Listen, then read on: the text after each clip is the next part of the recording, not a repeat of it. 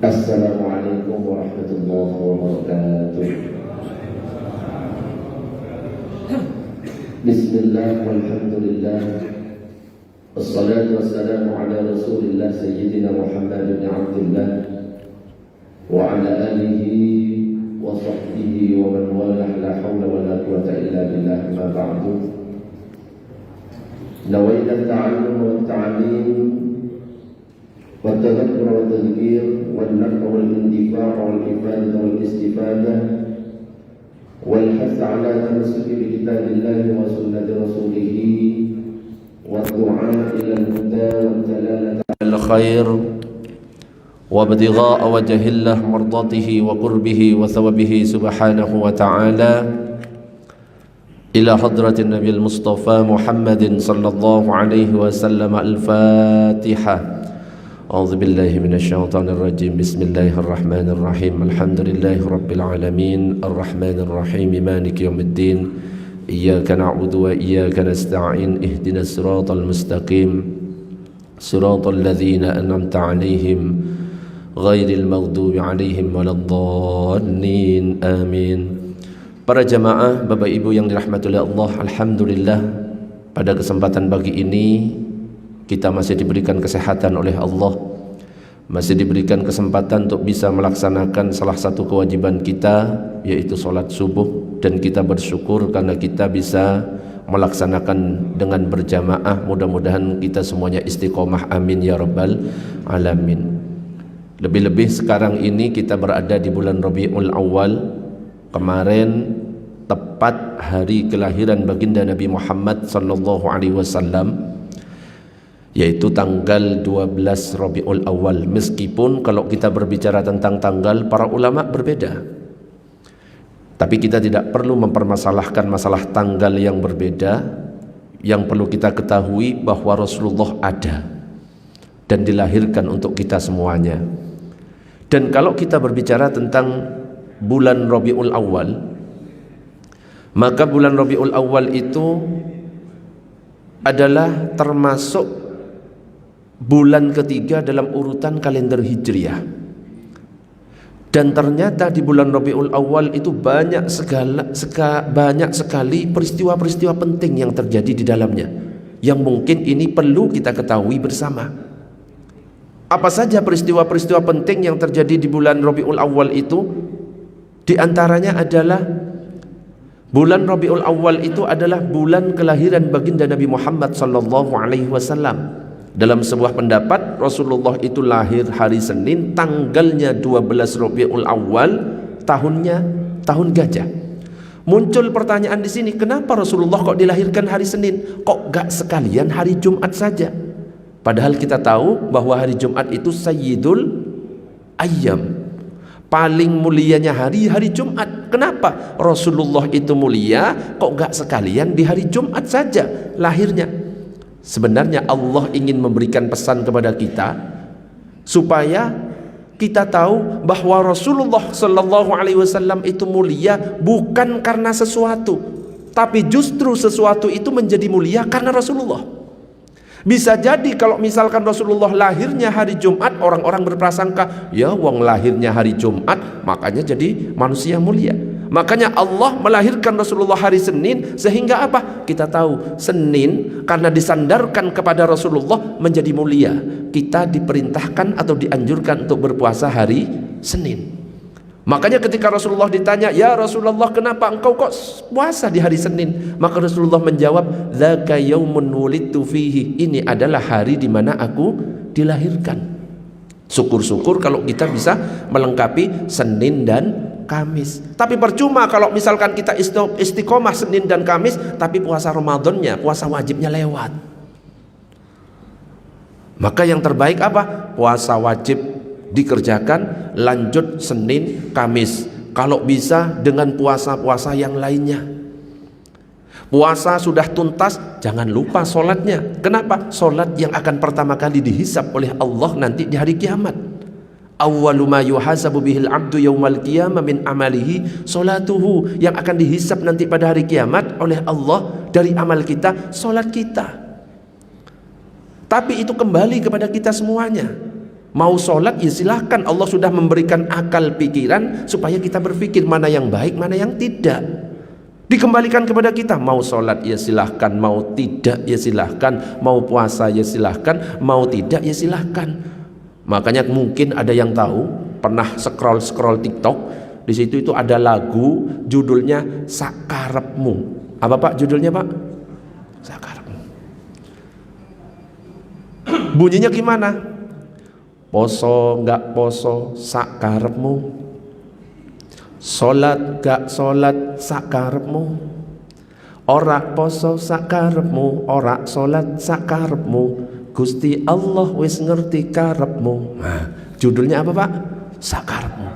Saya pengen ngajak jamaah ini biar gak ngantuk, tolong dijawab sakarepmu, okay? Nek gak jawab sakarepmu, tak doakan pulang HP-nya hilang. Yang ngaji santai, nggak usah terlalu tegang. Monggo dijawab.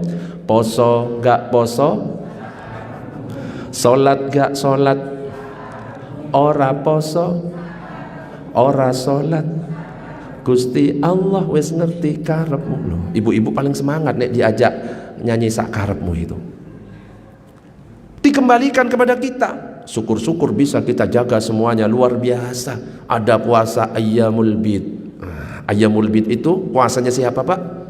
Puasanya Nabi Adam tanggal 13, 14, 15. Ada puasa Daud. Puasanya siapa? Nabi Daud. Sehari puasa, sehari tidak, sehari puasa, sehari tidak. Dan itu ada sejarahnya masing-masing. Contoh puasa Ayyamul Bid misalkan. Ayyamul Bid itu artinya, ayyam artinya hari, bid itu artinya putih. Hari-hari putih. Kenapa kok disebut hari-hari putih? Karena pada waktu itu sedang bulan purnama, tampak putih cahayanya, makanya di tanggal 13, 14, 15 dilakukannya di saat bulan purnama, di saat cahaya kayak tampak putih, sehingga dikatakan hari-hari putih. Itu dalam sebuah riwayat. Jangan heran kalau misalkan ada riwayat cerita lain, jangan heran ketika kita ngaji itu, apalagi kita ngomong masalah fikih, jangan heran. Ada riwayat yang lain ternyata dikatakan hari-hari putih dulu konon katanya. Ini riwayat kedua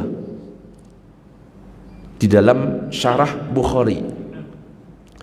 Saat Nabi Adam diusir oleh Allah, ternyata terbakar oleh matahari, gosong semuanya. Badan itu semuanya menghitam. Ketika sampai di bumi, Allah memberikan petunjuk, hei Adam, kalau pengen badanmu kembali putih, silahkan berpuasa 3 hari di tanggal 13, 14, 15. Maka Nabi Adam berpuasa di tanggal 13, berpuasa memutih sepertiganya. Tanggal 14 berpuasa memutih lagi sepertiganya. Akhirnya berapa? 2/3. Tanggal 15 berpuasa putih total, kembali seperti semula. Makanya ini cara terbaik untuk ibu-ibu mau perawatan supaya kulitnya putih, bisa berpuasa Ayyamul Bid. Tapi harus lengkap 3. Kalau cuma puasa sekali, belang Bu nanti. Hitam putih, hitam putih. Allahumma shalli ala Sayyidina Muhammad. Muncul pertanyaan yang kedua, kenapa kok dinamakan tahun gajah, kok nggak tahun yang lain? Ya karena memang pada waktu Nabi akan dilahirkan terjadi apa? Penyerangan pasukan bergajah yang dipimpin oleh Abraha, ingin menghancurkan Ka'bah, dan ternyata Allah mencegahnya dengan menghadirkan burung ababil. Kalau kita ngomongnya itu burung ababil, sekelompok burung yang membawa 3 kerikil dari neraka yang kemudian dilemparkan dari atas, hancur semuanya tak bersisa. Dan ini diabadikan oleh Allah dalam surat Al-Fil. Alam taro kaifa fa'ala rabbuka bi ashabil fil alam yaj'al kaidahum fi tadlil wa arsala alaihim tayran ababil tarmihim bihijaratim min sijil faja'alahum ka'asfim ma'kul. Itu peristiwa yang pertama.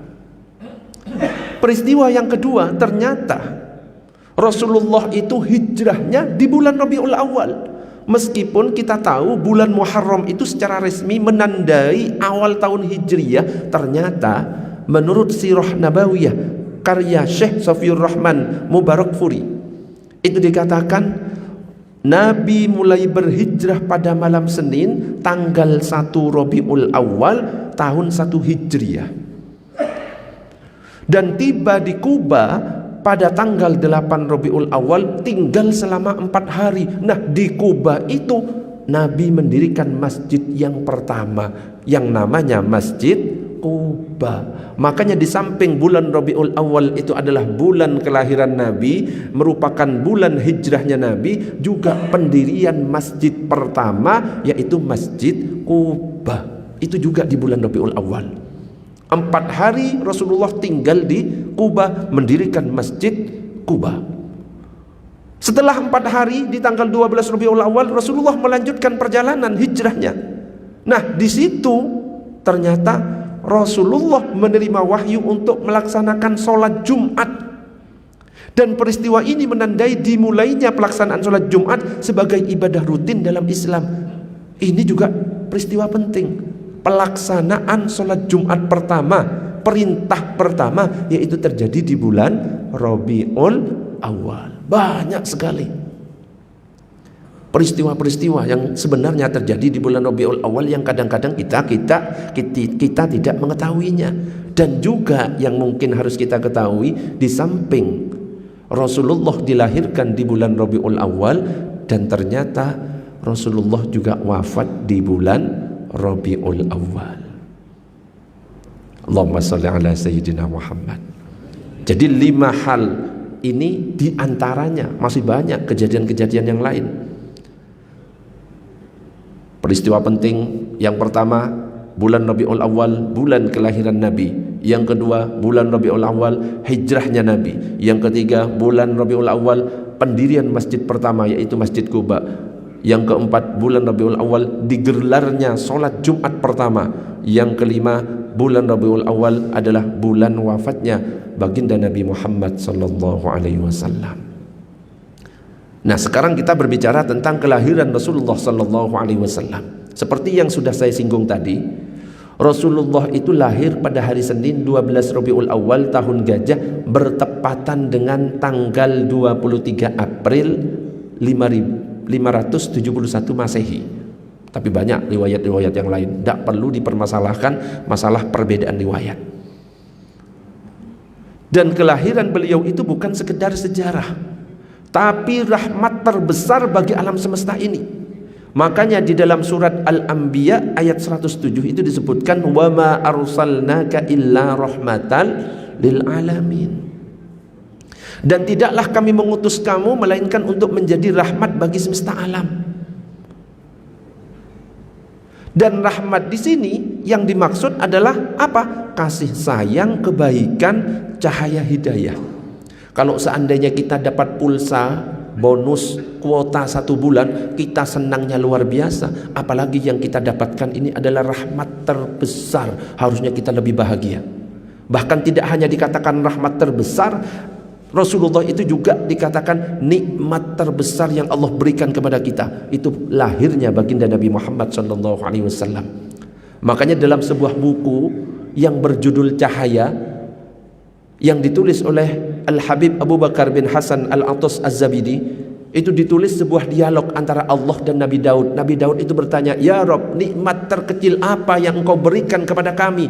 Allah menjawab, "Nikmat terkecil yang aku berikan kepada kalian adalah kalian bisa bernafas, menghirup oksigen setiap detiknya. Itu adalah nikmat terkecil." Bayangkan, menghirup oksigen adalah nikmat terkecil. Coba bayangkan waktu Covid, tabung oksigen harganya berapa Pak? 5 juta. Habisnya cuma berapa jam. Lah ini setiap detik kita hirup, kalau umur kita misalkan 20 tahun, 30 tahun, 30 tahun, 40 tahun kita hirup, dan itu dikatakan sebagai nikmat terkecil. Dikatakan lagi, "Ya Rabb, kalau nikmat terkecil adalah menghirup oksigen, nikmat terbesar apa yang engkau berikan kepada kami?" Diciptakannya baginda Nabi Muhammad sallallahu alaihi wasallam. Makanya benar dalam hadis qudsi itu dikatakan, laulaka ya Muhammad ma khalaqtul aflak. Seandainya tidak ada engkau Muhammad, aku tidak akan menciptakan alam semesta ini. Makanya kita harus bersyukur bangga menjadi umat baginda Nabi Muhammad sallallahu alaihi wasallam. Bagaimana cara kita bersyukur, cara kita bangga? Yaitu dengan menghidupkan sunnahnya. Dalam hadis dikatakan, man ahya sunnati faqad ahabbani wa man ahabbani kana ma'i fil jannah. Siapa yang menghidupkan sunnahku maka sungguh mencintaiku, dan siapa yang mencintaiku maka dia nanti akan berkumpul denganku di surga. Mudah-mudahan kita semuanya termasuk di dalamnya. Amin ya rabbal alamin. Para jamaah yang dirahmati oleh Allah,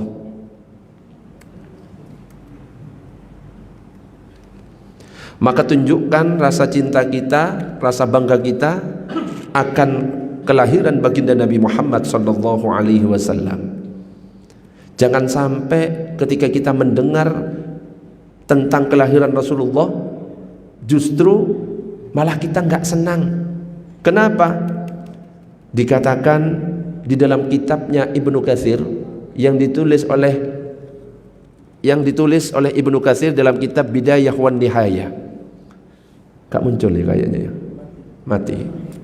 Sebentar. Gak muncul, kurang seru.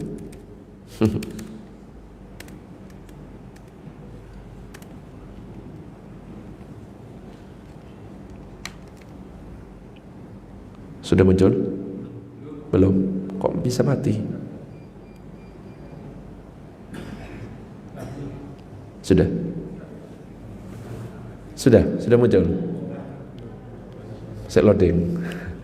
Allahumma salli ala sayyidina Muhammad.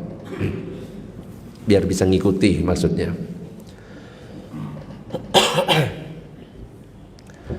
Sudah jalan. Saya tak cabut lagi, siapa tahu muncul.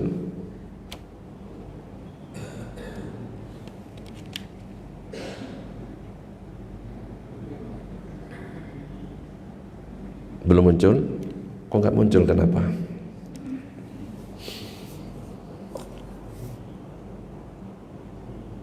Oke, muncul nggak muncul ya wis lanjut aja sebagai ya kayak tadi itu ya, sak karepmu judulnya ya. Muncul nggak muncul sak karepmu, wis pokoknya kita ngaji gitu aja lah. Allahumma shalli ala sayyidina Muhammad. Maka sekali lagi, cara bentuk syukur kita kepada Allah adalah dengan menghidupkan sunnahnya. Man ahya sunnati faqad ahabbani wa man ahabbani kana ma'i fil jannah. Barang siapa yang menghidupkan sunnahku maka dia telah mencintaiku, dan barang siapa yang telah mencintaiku maka aku bersamanya di surga. Mudah-mudahan kita semuanya termasuk yang berkumpul di surga. Amin ya rabbal alamin. Para jamaah, Bapak Ibu yang dirahmati oleh Allah, jangan sampai kita termasuk orang yang benci akan kelahiran Rasulullah sallallahu alaihi wasallam. Kenapa? Ini disebutkan oleh Ibnu Katsir dalam kitabnya Al-Bidayah wan Nihayah. Apa kata beliau? Anna iblisa ronna arba'a ronnatin. Iblis itu pernah nangis berteriak sekencang-kencangnya dalam 4 keadaan. Kapan 4 keadaan di mana iblis ini nangis, tidak suka, berteriak sekencang-kencangnya? Ibnu Katsir mengatakan, hina lu'ina, ketika iblis dilaknat. Yang kedua adalah hina uhbita, ketika iblis diusir. Jadi dulu iblis ini tempatnya di mana? Di surga, bareng dengan para malaikat. Bahkan yang menjadi gurunya para malaikat itu dulu iblis. Akhirnya iblis itu merasa mulia. Ketika Allah pada akhirnya menciptakan Nabi Adam, dikatakan dalam surat Al-Baqarah, wa idz qulna lil malaikati isjudu li Adam fasajadu illa iblis aba wastakbar wa kana minal kafirin. Allah menciptakan Nabi Adam kemudian memerintah kepada seluruh penduduk langit, wahai para penduduk langit, ini ciptaanku, Adam, sujud semuanya. Sujud di sini bukan sujud ibadah. Maka semua penduduk langit sujud, hanya satu yang gak mau sujud. Siapa? Iblis. Ditanya oleh Allah, hei iblis, kenapa kamu kok gak mau sujud? Ana khairum minhu khalaqtani min nar wa khalaqtahu min tin. Aku lebih baik daripada Adam. Engkau ciptakan aku dari api, sedangkan Adam engkau ciptakan dari tanah. Aku gak mau sujud. Karena sifat sombongnya itu, akhirnya apa? Iblis dilaknat, iblis diusir dari surga. Makanya Nabi itu mengingatkan kepada kita, la yadkhulul jannah man kana fi qalbihi mithqalu dzarratin min kibrin. Tidak akan masuk surga orang yang di dalam hatinya ada sebesar biji sawi kesombongan. Makanya kita jaga baik-baik, jangan sampai sombong. Kita buang jauh-jauh penyakit hati, iri, dengki, dan sejenisnya. Kita itu kadang-kadang ya sifat-sifat seperti itu sering muncul. Ya, ada ibu-ibu misalkan ngelihat tetangganya beli kompor, ternyata dia yang kepanasan. Ada nggak orangnya? Teko bu, wongnya teko. Ada orang tetangga beli kulkas, dia yang kedinginan. Wes sakit karpet dewe. Makanya ada sebuah lirik lagu lagi, ya. Mungkin ada yang pernah dengar. Di langit ada matahari. Ibu-ibu hafal lagi kayaknya. Di langit ada matahari, di bumi banyak orang iri. Temen sukses kepanasan, dicarilah keburukan, buat jadi bahan gibahan. Ada pak orangnya pak? Ada? Wonge teko bu? Hah? Oh nggak ada. Kalau nggak ada tak lanjut lagi. Di langit ada matahari, di bumi banyak orang iri. Mulutnya tajam-tajam, gak punya perasaan, sibuk dengan urusan orang. Wonge teko bu? Ya wis, masa tak lanjutkan terus gak selesai-selesai najinya. Allahumma sholli ala sayyidina Muhammad. Jadi iblis itu nangis dalam 4 keadaan. Yang pertama adalah ketika dilaknat oleh Allah, ketika diusir oleh Allah, dan kemudian adalah hina wulida Rasulullah sallallahu alaihi wasallam, ketika Rasulullah dilahirkan. Nangis iblis. Kenapa? Merasa terancam. Kenapa? Iblis itu tujuan ingin menyesatkan kita, menyesatkan anak keturunan Adam, supaya apa? Nemeni nanti di neraka. Lah lahir Rasulullah yang akan menjadi penyelamat mereka-mereka yang akan diajak oleh iblis itu ke neraka. Terancam, teriak, nangis sekencang-kencangnya. Dan yang keempat, iblis itu juga nangis berteriak sekencang-kencangnya adalah wahina unzilatil Fatihah, ketika surat Al-Fatihah diturunkan. 4 keadaan ini iblis tidak senang, tidak suka, nangis dan teriak sekencang-kencangnya. Allahumma shalli ala sayyidina Muhammad. Makanya kita harus bangga, harus senang akan kelahiran Rasulullah. Caranya gimana? Kita tiru akhlaknya Rasulullah. Akhlaknya Rasulullah itu seperti apa? Banyak sekali akhlaknya Rasulullah. Karena memang tugasnya Rasulullah diantaranya adalah apa? Sebagaimana dalam hadis yang diriwayatkan oleh Imam Al-Baihaqi, innama bu'ithtu liutammima makarimal akhlak, kata Rasulullah, sesungguhnya aku diutus hanya untuk menyempurnakan akhlak mulia. Bahkan Rasulullah ini mendapatkan pujian langsung dari Allah, sebagaimana dalam surat Al-Qalam, wa innaka la'ala khuluqin azim. Allah memuji akhlaknya Rasulullah, sesungguhnya engkau Muhammad berada dalam akhlak yang agung. Dan juga di dalam Al-Quran disebutkan, laqad kana lakum fi rasulillahi uswatun hasanah liman kana yarjullaha wal yawmal akhir wa dzakarallaha katsira. Sesungguhnya telah ada pada diri Rasulullah itu uswatun hasanah, suri teladan yang baik bagimu, yaitu bagi orang yang mengharap rahmat Allah dan kedatangan hari kiamat, dan dia banyak menyebut Allah. Rasulullah itu akhlaknya luar biasa. Di antaranya bermuka manis, ceria, lemah lembut, tawadhu, tidak kasar, nggak suka mencaci, nggak suka menghujat orang lain. Intinya kebaikan-kebaikan semuanya ada dalam diri Rasulullah Sallallahu Alaihi Wasallam. Termasuk kita harus mencontoh. Saat berdakwah kita harus contoh juga.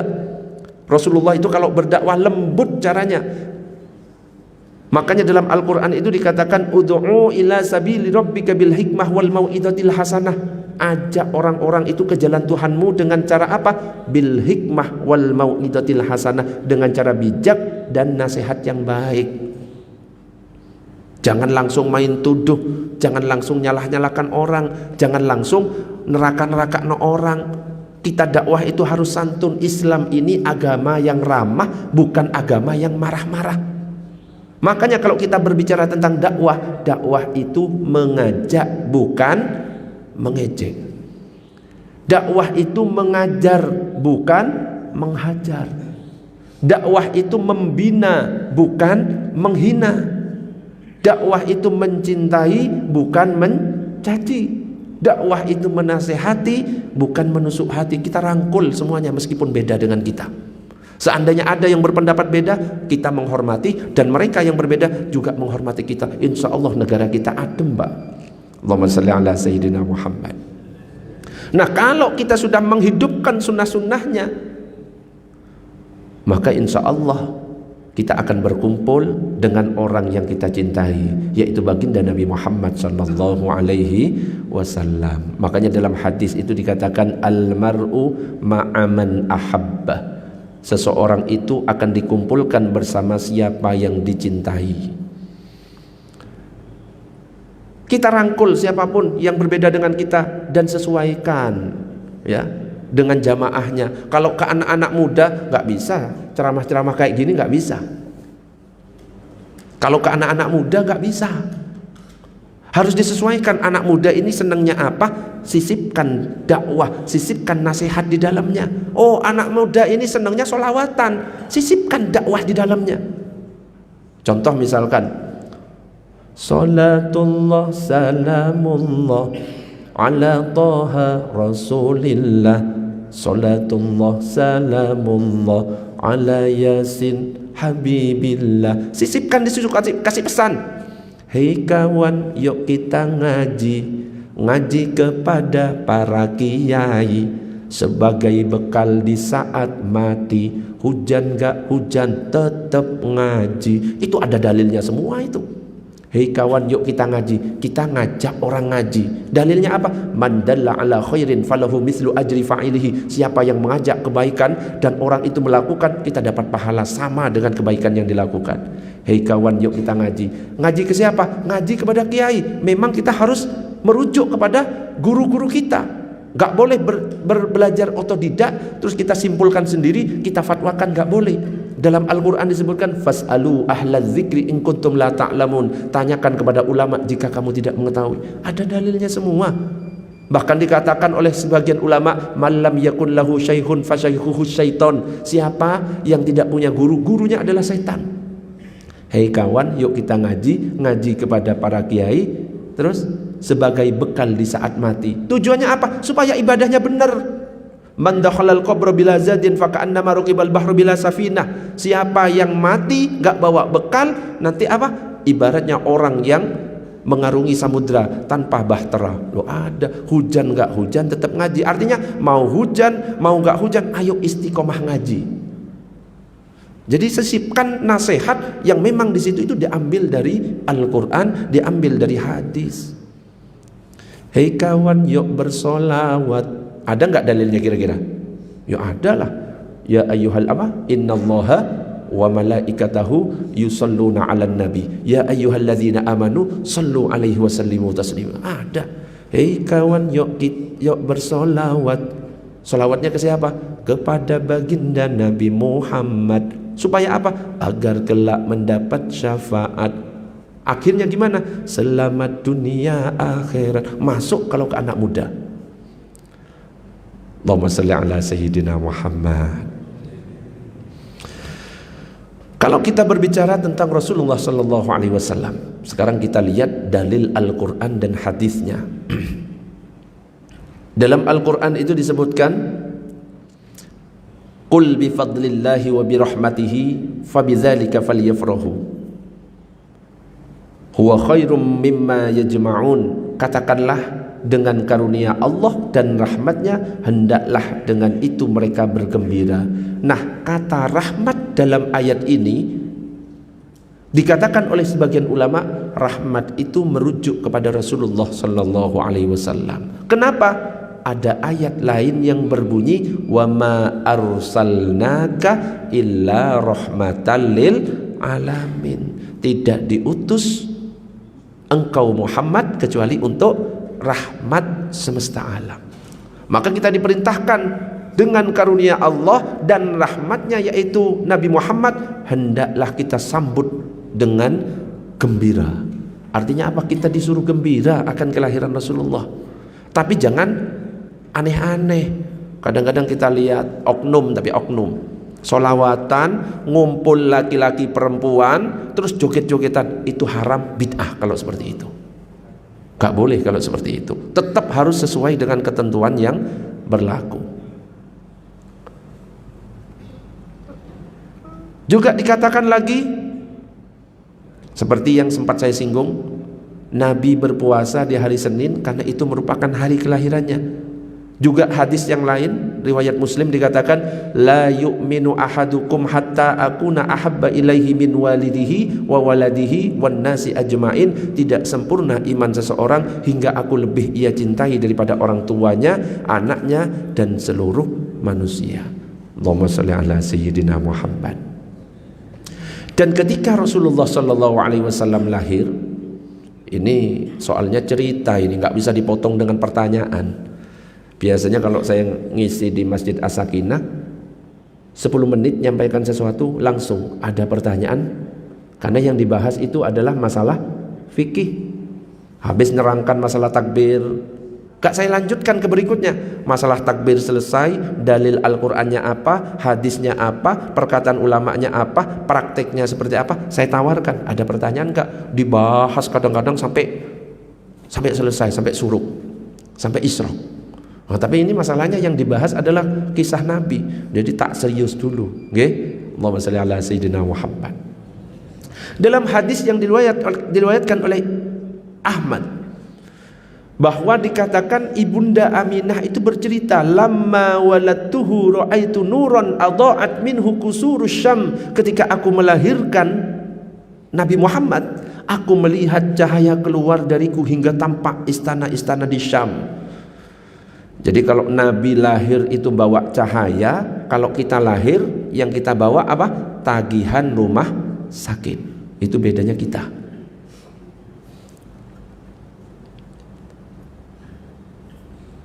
Dan pada waktu Rasulullah akan dilahirkan, banyak kejadian-kejadian seperti penyerangan tentara bergajah seperti yang sudah saya ceritakan.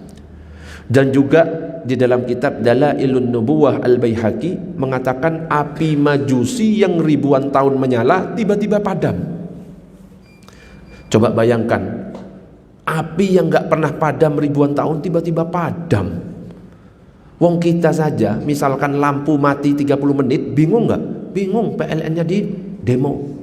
Lah ini apinya Majusi yang 1000 tahun, ribuan tahun gak pernah mati, tiba-tiba padam. Dinyalakan, mati lagi, gak bisa. Kira-kira bingungnya kayak apa? Bingung. Itu kejadian-kejadian ketika menjelang Rasulullah dilahirkan. Dan ini pertanda kekuatan kufur akan runtuh dengan lahirnya Islam. Jadi kelahiran Nabi itu mampu memadamkan api kesesatan. Itu isyarat dari Allah Subhanahu wa ta'ala. Allahumma sholli ala sayyidina Muhammad.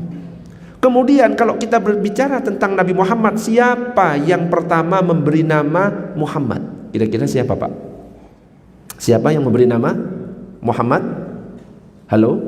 Ini masih ada penghuninya? Alhamdulillah. Siapa yang memberi nama Muhammad? Ibunya? Kakeknya?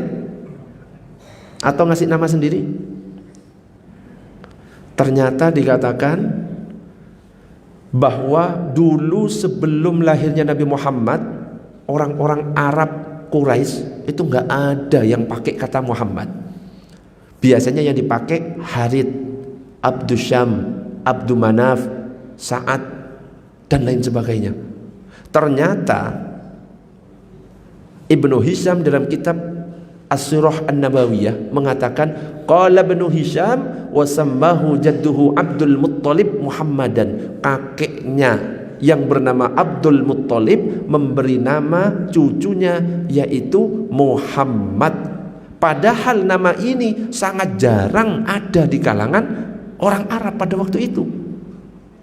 Sampai orang-orang di situ itu bertanya, "Hei Abdul Muttalib, kenapa engkau kok memberi nama cucumu itu dengan kata Muhammad? Gak ada loh di antara bapak-bapak kita yang namanya seperti itu." Kemudian Abdul Muttalib itu mengatakan, "Aradtu ayyuhmada fis sama' wal ard." Aku ingin cucuku ini dipuji di langit dan di bumi. Dan ternyata benar. Rasulullah Muhammad adalah makhluk yang dipuji di langit dan di bumi. Makanya bapak-bapak, ibu-ibu, kalau ngasih nama anak, kasih nama yang baik, ya. Jangan sembarangan. Ada ngasih nama Tony, ditanya nama lengkapnya siapa? Loh, ini dari Al-Quran Ustaz. Yo, nama lengkapnya siapa Tony itu? A'udzubillahi minasyaitonirrajim. Panggilannya Tony. Coba bayangkan. Ya, harus benar. Kalau bisa punya makna yang baik. Kenapa? Itu nanti akan menjadi doa bagi anak-anaknya. Rasulullah diberi nama Muhammad. Tapi kalau kita mendengar kata Ahmad, itu juga nama Rasulullah. Dan itu disebutkan dalam Al-Quran surat As-Saff. Jadi Rasulullah namanya banyak, di antaranya Muhammad, Ahmad. Kalau orang Jawa itu namanya diubah menjadi Pujiono. Ya. Itu sebenarnya Muhammad kalau dalam bahasa Arab. Pujiono, Pujianto. Tapi jangan mentang-mentang artinya Muhammad itu Pujiono, akhirnya diubah. Ya, peringatan Maulid Pujiono, ya jangan, gak cocok. Dalam surat As-Saff itu dikatakan, wa idz qala Isa bin Maryam ya bani Israil inni rasulullah ilaikum musaddiqan lima baina yadayya minat taurati wa mubasysyiran bi rasuli ya'ti min ba'di ismuhu Ahmad. Taurat itu memberi kabar kitab-kitab sebelumnya, kabar gembira dengan seorang rasul yang akan datang setelahku yang namanya Ahmad. Jadi itu juga Nabi Muhammad. Para ulama itu memberikan penjelasan, ya, bahwa Ahmad itu sifat beliau di hadapan Allah. Artinya apa? Beliau itu lebih banyak memuji Allah. Sedangkan Muhammad itu adalah sifat beliau di hadapan manusia. Artinya apa? Yang paling banyak dipuji. Dan itu juga nama Rasulullah sallallahu alaihi wasallam. Allahumma shalli ala sayyidina Muhammad. Dan Rasulullah itu mukjizatnya banyak. Banyak keajaiban-keajaiban yang tak terbantahkan dalam diri Rasulullah.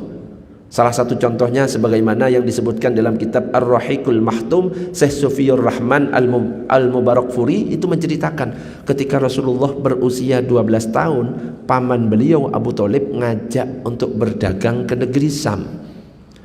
Di situ ada seorang pendeta yang bernama Buhaira. Kalau dalam kitab Nurul Yakin itu Bahiro.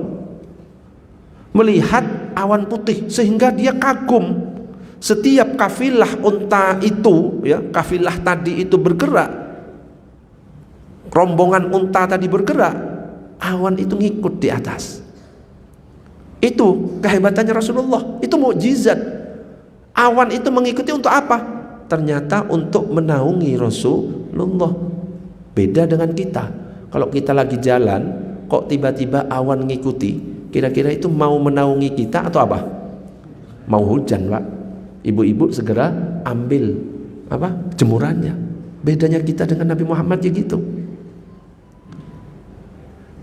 Dan tidak hanya itu saja. Ketika Rasulullah lewat di daerah yang banyak pepohonan, pohon-pohon nunduk menaungi sekaligus menyapa, "Assalamualaikum ya Rasulullah." Nyapa. Kita bayangkan kalau kita lewat di tengah hutan, kok pohon-pohon pada nunduk semuanya. Jangan terlalu bangga. Wah, pohon ini menghormati saya. Bukan, itu mau apa, Pak? Roboh. Bedanya kita dengan Rasulullah. Dan ketika melihat tanda-tanda ini, akhirnya Buhaira ini mendatangi Abu Thalib dan menyampaikan bahwa nanti anak ini akan menjadi orang besar. Ini akan menjadi nabi terakhir, maka sebaiknya balik saja. Khawatir nanti justru terancam keselamatannya oleh orang-orang sono. Saya nggak sebutkan namanya, nanti diblokir di TikTok. Karena saya sempat nyebut, diblokir 1 minggu. Allahumma shalli ala sayyidina Muhammad. Sampai di sini, sebelum saya lanjutkan, ada pertanyaan bapak-bapak sama ibu-ibu? Monggo kalau ada pertanyaan. Oke, monggo. Ada mic sebentar. Tunggu mic-nya dulu.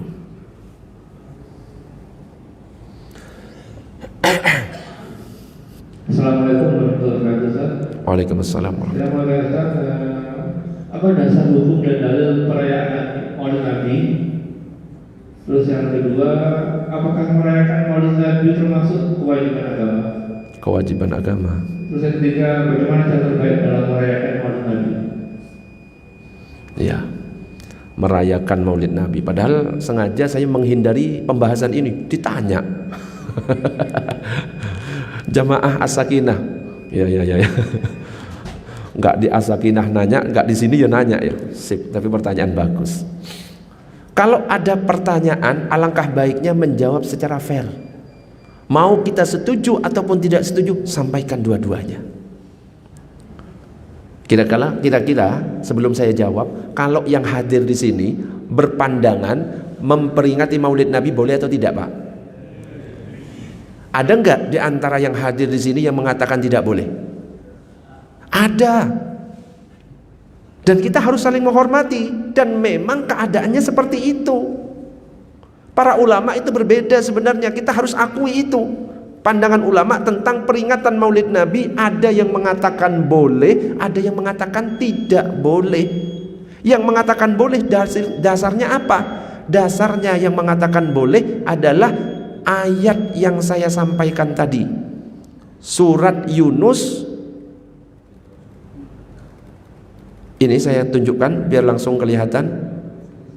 Nah, yang mengatakan boleh memperingati Maulid Nabi adalah surat Yunus ayat yang ke-58 yang mengatakan qul bifadlillahi wa birahmatihi fabidzalika falyafrahu huwa khairum mimma yajma'un. Katakanlah dengan karunia Allah dan rahmatnya, hendaklah dengan itu mereka bergembira, itu lebih baik daripada apa yang mereka kumpulkan. Sempat saya singgung tadi, kata rahmat di sini itu dikatakan oleh sebagian para ulama, wa ma arsalnaka illa rahmatan lil alamin. Tidak diutus Muhammad itu kecuali sebagai rahmat semesta alam. Makanya di sini akhirnya para ulama sebagian mengatakan kita harus bergembira menyambut lahirnya baginda Nabi Muhammad. Tentunya harus dengan cara yang benar. Kalau isinya baik, maka boleh-boleh saja. Dan pendapat yang mengatakan boleh-boleh saja, saya kutipkan dari para ulama. Ini. Dan juga tentunya saya sebutkan yang mengatakan tidak boleh, biar ngerti semuanya. Muncul enggak Jal? Hah? Gak muncul. Sebentar. Hah? Gak muncul. Ya sudah, gak apa-apa. Tak munculkan sebentar.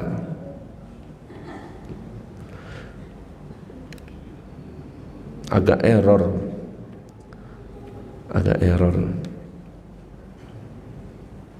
Jadi biar ngerti sekalian tentang perbedaan di antara para ulama.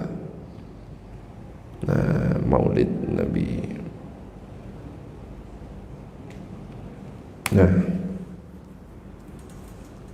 kalau ini mudah-mudahan muncul. Belum Jal? Belum juga. Hah? Oke.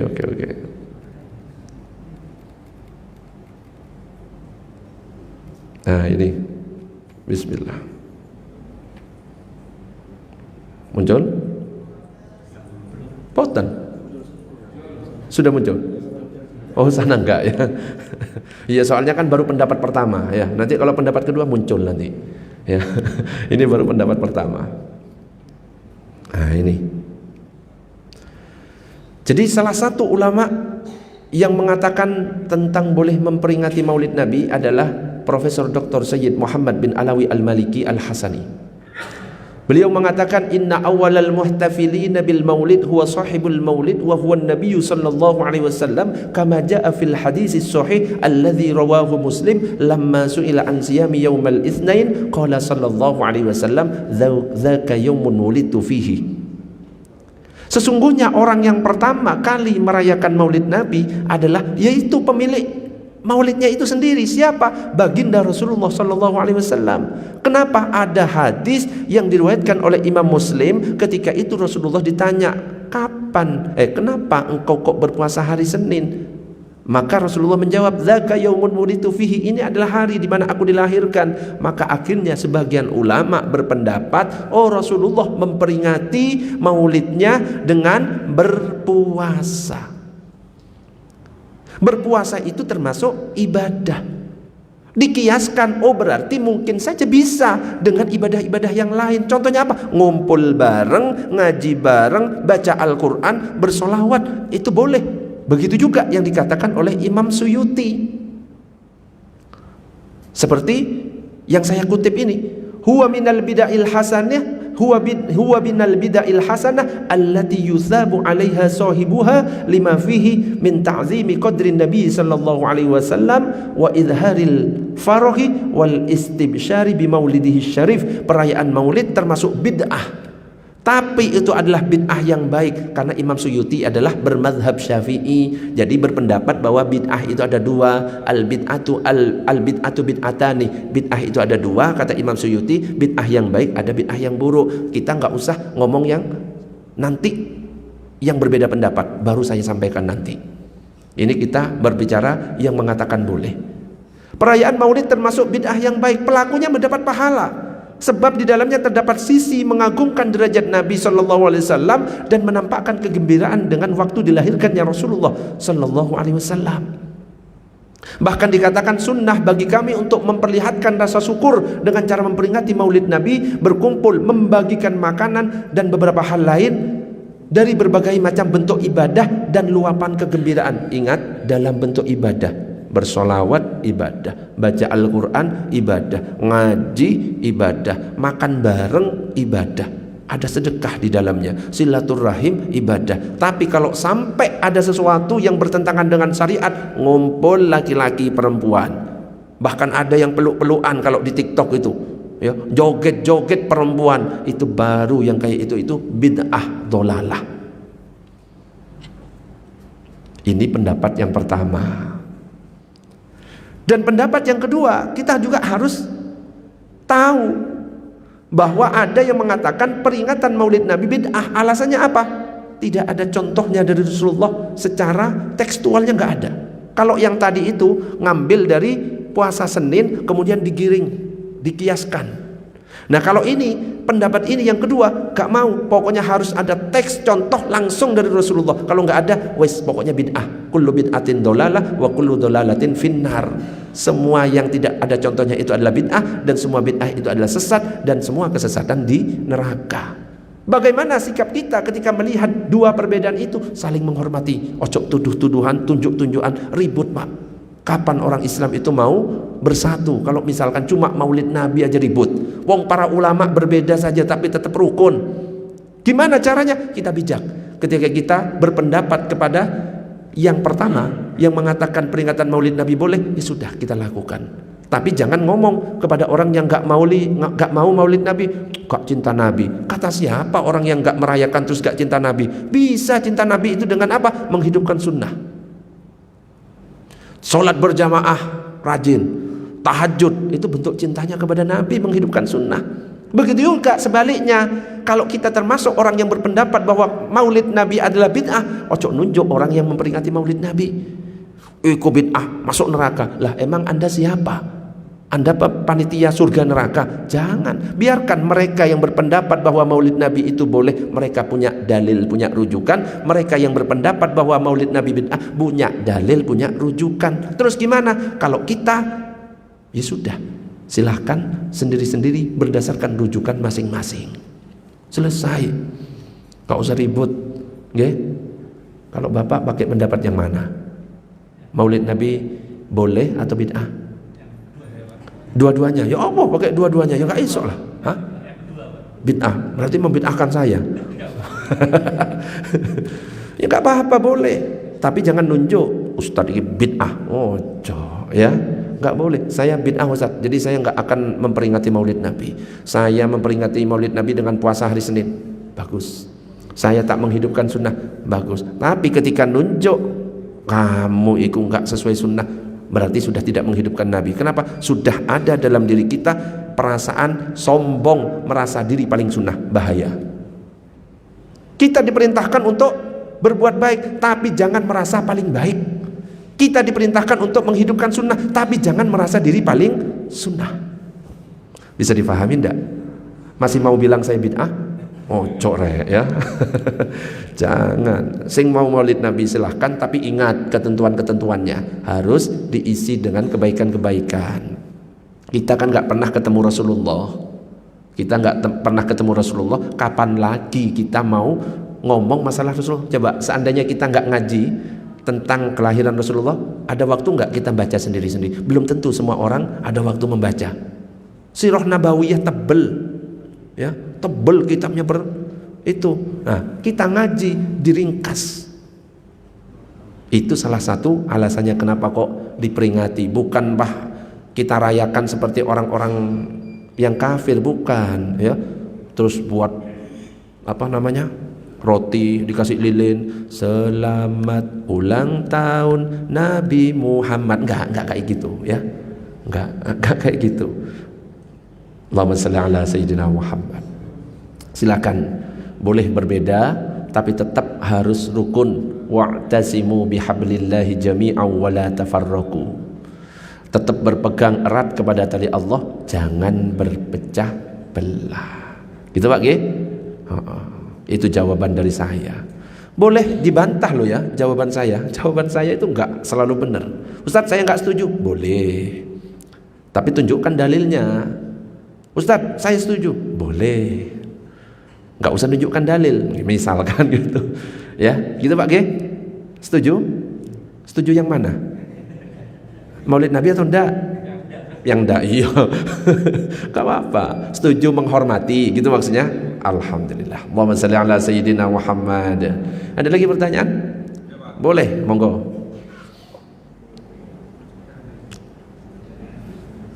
Bismillahirrahmanirrahim. Assalamualaikum warahmatullahi wabarakatuh. Waalaikumsalam. Dua pertanyaan Pak Ustaz. Yang pertama mengenai Nur Muhammad. Alam semesta ini diciptakan sebelum ada dunia dan sebagainya, itu Nur Muhammad yang pertama. Yang kedua, Rasulullah Nabi Muhammad itu manusia biasa atau manusia luar biasa? Mohon pencerahan. Manusia biasa, manusia luar biasa. Superman bukan Superman. Ya. Pertanyaannya kok susah-susah sih dari tadi. Dan yang nanya ya pasukan-pasukan dari Asakina kabeh. Pindah ke sini, repot ini. Allahumma shalli ala sayyidina Muhammad. Jadi kalau masalah Nur Muhammad itu sebenarnya diceritakan dalam kitab-kitabnya para ulama. Ya, seperti Maulid Ad-Dibai, Maulid Al-Barzanji, Maulid Ad-Diyaul Lami, itu kitab-kitab sirah nabawiyah. Tentang Nur Muhammad diceritakan di situ bahwa Nur Muhammad itu ada sebelum yang lainnya ada. Tapi ada yang tidak setuju dengan pendapat itu. Ya, jadi gak usah heran masalah itu. Gak ada dalam hadis. Ya memang itu pendapatnya ulama. Yang gak setuju karena memang tidak disebutkan dalam hadis. Dan ya sudah, gak usah dimasalahkan lagi. Itu ya kisah yang ada dalam Maulid Ad-Dibai, ada kisah dalam kitab Al-Barzanji. Anda gak setuju, lewati. Oh, saya setuju yang kitab ini yang menyatakan gak ada yang seperti ini. Monggo silahkan. Jadi memang ada dua pendapat. Ada yang setuju tentang Nur Muhammad yang mengatakan bahwa sebelum diciptakan segala sesuatu alam semesta, Nur Muhammad, dan berasal dari Nur Muhammad semuanya. Makanya dalam kitab Ad-Dibai itu dikatakan ada ceritanya, kila huwa Adam, kila huwa Musa, tapi panjang nanti. Pendapat yang kedua, nggak setuju dengan pendapat itu. Karena apa? Nggak ada hadisnya. Ya sudah, kita mau pakai yang mana? Wes saya pakai yang nggak ada hadisnya, Ustaz, nggak ikut, boleh, nggak masalah. Ya, nggak masalah. Intinya apa? Yang harus kita ikuti, wes Rasulullah ada, mau caranya adanya gimana, sudah, yang penting ada, dan itu merupakan rahmat dan nikmat terbesar bagi kita. Gitu saja. Ya, ojo senenge nyari sing beda dari tadi. Yang kedua, Rasulullah itu manusia biasa apa manusia luar biasa? Kira-kira manusia biasa apa manusia luar biasa itu Rasulullah? Ayo. Makanya ada sebuah kata-kata dari para ulama sekaligus syair. Muhammadun basyarun lakal basyari bal huwa kal yakut bainal hajari.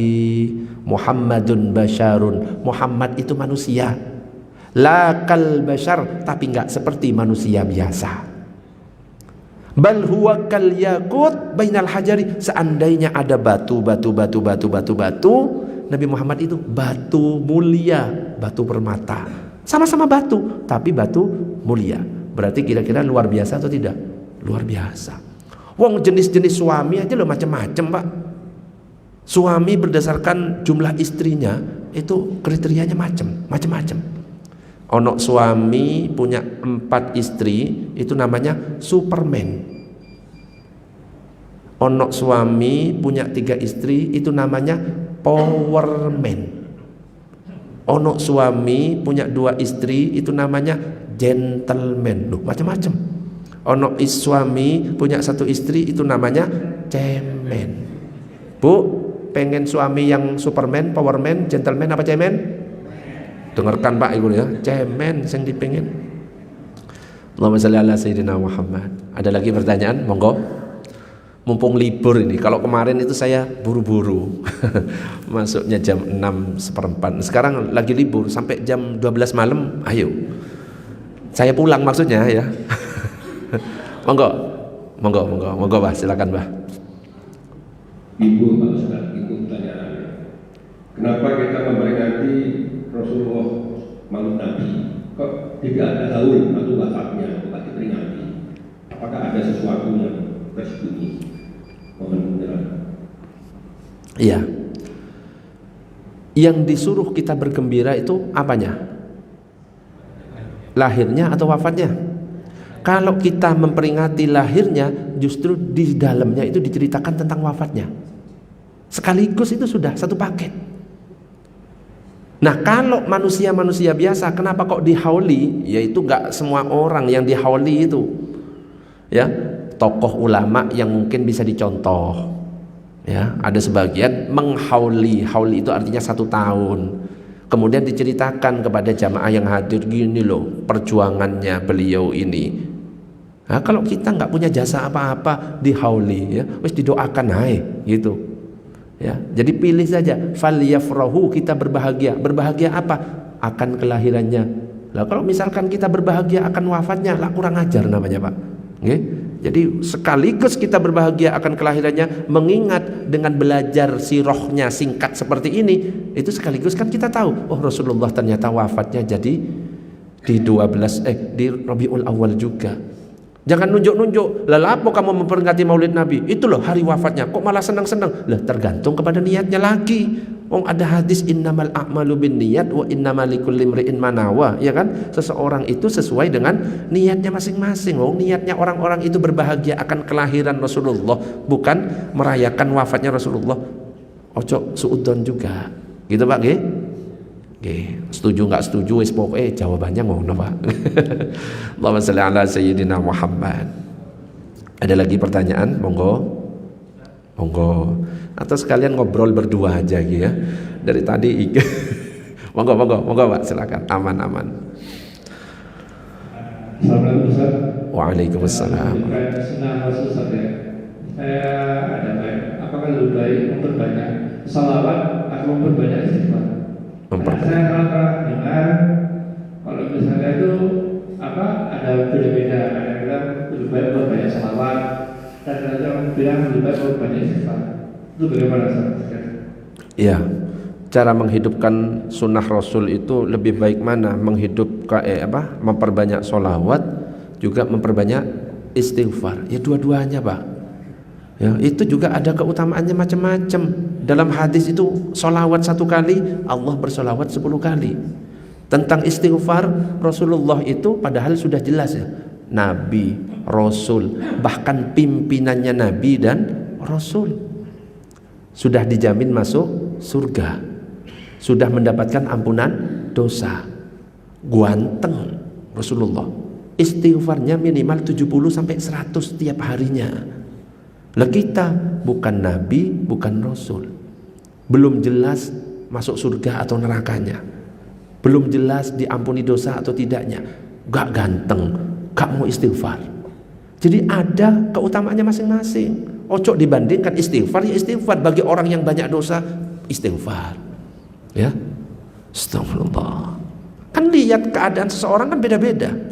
Orang pengen tenang, sholawat, Allahumma sholli ala Sayyidina Muhammad. Ustaz pakai Sayyidina atau enggak? Bebas, enggak usah dimasalahkan. Mau pakai Sayyidina boleh, mau tidak monggo. Orang-orang itu kayaknya sekarang itu modelnya diributkan. Nah, pokoknya kalau nggak ribut itu nggak, kayak kurang mantep gitu. Ojo. Mau pakai Sayyidina silahkan, nggak pakai Sayyidina silahkan. Sholawat singkat, Allahumma sholli ala Muhammad. Mungkin kita merasa banyak dosa, pengen dapat syafaat, sholawat, istighfar. Makanya kalau bisa imbang, minimal sehari istighfarnya 100, sholawatnya 100, subhanallah bihamdi subhanallahil azim 100. Kalau bisa diperbanyak, karena Rasulullah itu nanti akan kenal dengan sholawat kita. Kita nggak pernah ketemu Rasulullah, makanya dari sholawat yang kita baca itu Rasulullah akan kenal kepada kita. Yang dimaksud sholawat itu yang mana? Yaitu kalimat Allahumma sholli ala Sayyidina Muhammad, sallallahu ala Muhammad, sallallahu alaihi wa salam, bukan wasallim. Banyak yang kau bolak-balik. Kalau sallallahu ala Muhammad, sallallahu alaihi wasallam. Kalau Allahumma sholli ala Muhammad, Allahumma sholli alaihi wasallim. Kalau i semua, kalau a semua. Itu dalam kaidah bahasa Arab seperti itu. Jadi imbang ya, jangan dibandingkan istighfar dengan sholawat. Kalau bisa dua-duanya, itu semuanya punya keutamaan. Ada lagi pertanyaan? Monggo silakan.